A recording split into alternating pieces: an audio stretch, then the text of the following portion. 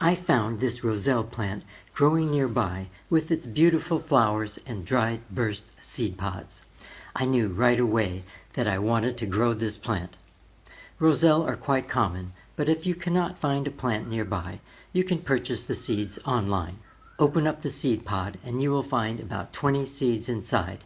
They are kind of heart-shaped. To help speed up the germination process, we are going to scarify the seeds. You can use any sharp tool, though I find nail clippers to be easiest and safest.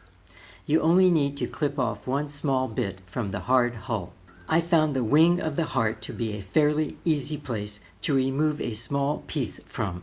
Place the seeds in a container and soak in clean water for between 6 to 12 hours, or until you start seeing some of the white seed emerge from the hull.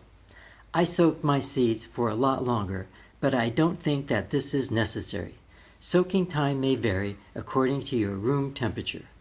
Here you can see where some of the seeds have actually detached from the hull, and some you can see where the root is just starting to emerge.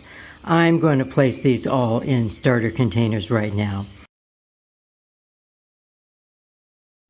For purposes of this video, I am planting 5 seeds in each starter container and covering with a very thin layer of soil. Just enough to cover them, probably about half a centimeter, about 1/4 of an inch. I had pre-moistened the soil and now I'm going to moisten the top layer. To help maintain a high humidity level, place your starter container in some type of Ziploc bag or place a top on them. It's been only 2 days and we're getting sprouts already. 2-week update. Other than looking a bit leggy, our seedlings are doing great.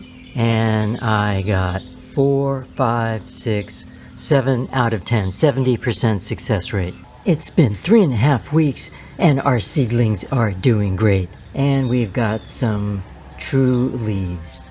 I will leave them in their starter containers until they get a lot stronger, and at that point I will transplant them either into my garden or I will grow them in containers. I haven't really decided yet.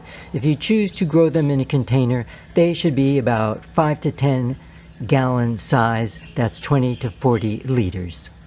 If you choose to use this method to germinate your seeds, please leave a comment below and let me know how it goes for you. Happy gardening! Click on the Community tab for updates and previews of upcoming videos. Click on the Playlist tab for videos grouped by subject. See ya!